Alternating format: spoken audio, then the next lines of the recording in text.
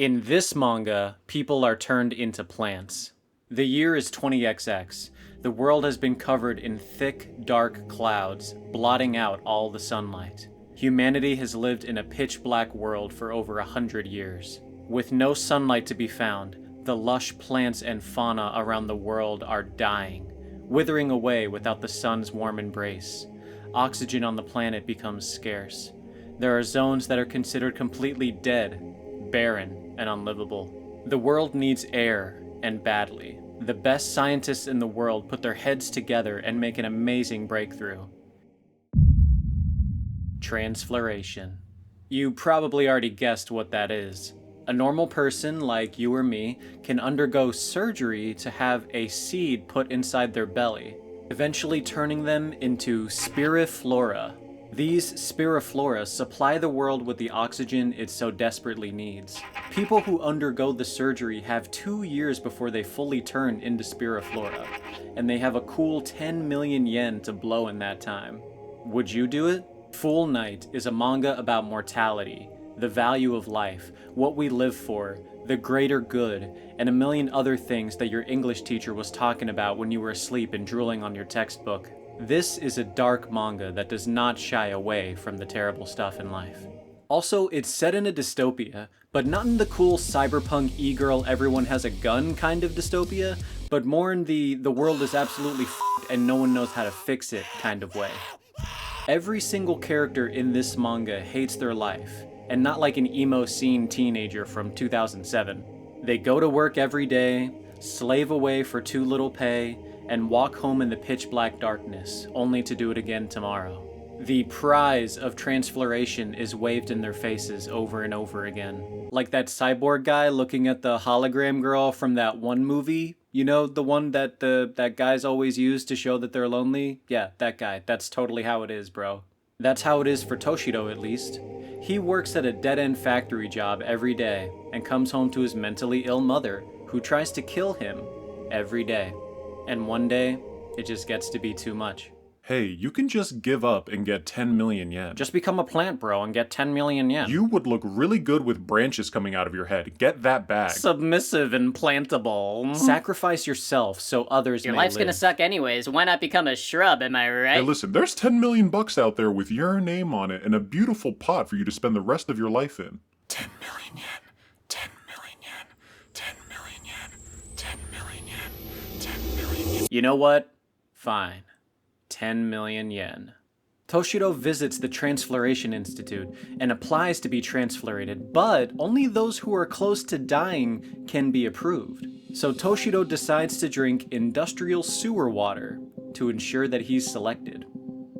And it works. Much to the dismay of his friend Yomiko. She's actually a surgeon that turns people into spirit blossoms. She does the transfloration surgery. And at the beginning of the story, she seemingly doesn't care about the ethics of turning people into plants. But when Toshido, her childhood friend, stumbles into her office with 150 chemicals in his system and a death wish that only she can deliver, her eyes begin to open to the pain that her actions cause and the errors of the system that she's enabled. But is there actually a better option? Okay, let's stop being deep for a minute. Full Night is a good story.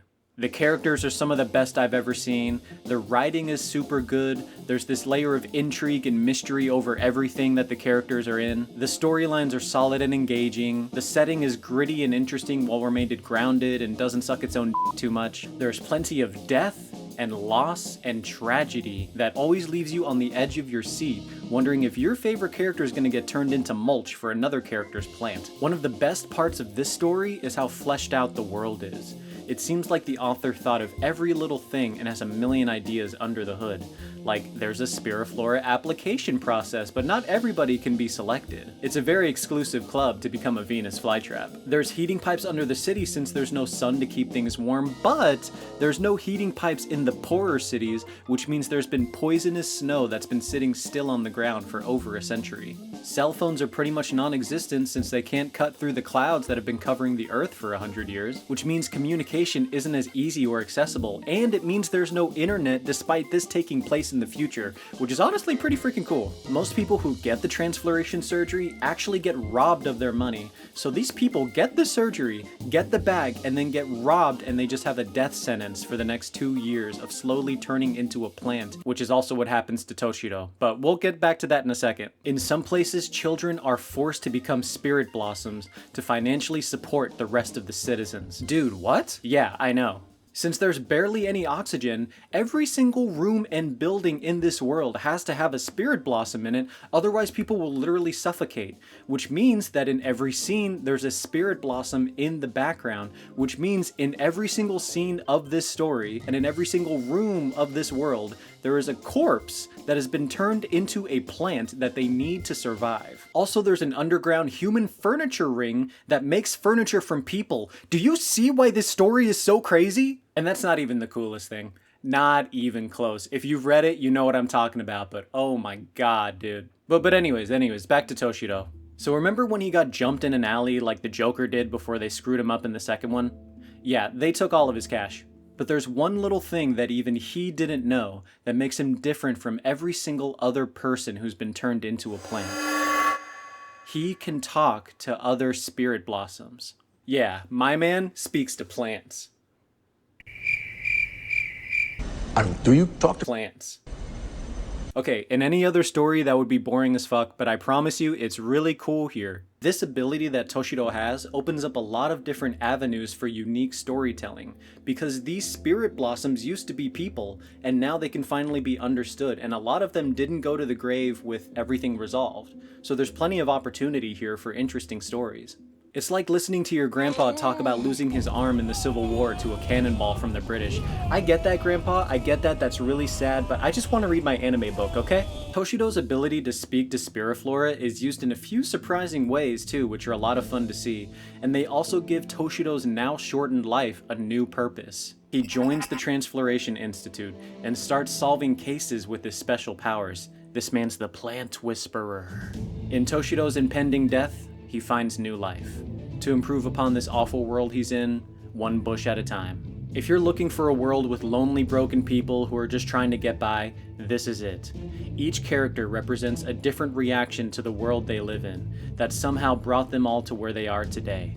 Each has a unique story that isn't shoved in your face like most manga, but is instead fed to you bits and bits at a time to keep you coming back. Characters grow and change. Little mini stories come to light over time. People get shot in the head out of nowhere like a mid-2010s action movie with a white guy named Ryan Clark, anti-mortem.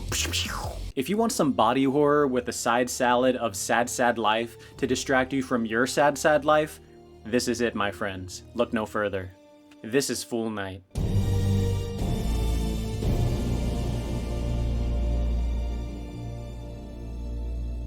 Alright guys, that's about it for me. I hope some of you will read that. If not, I hope you enjoy me telling some of this story. But I'll have a full post on my Patreon breaking down this video and all of my other videos. That's patreon.com/sriracha. Link below. Alright, see you later. Let's take down the king then. Let's go.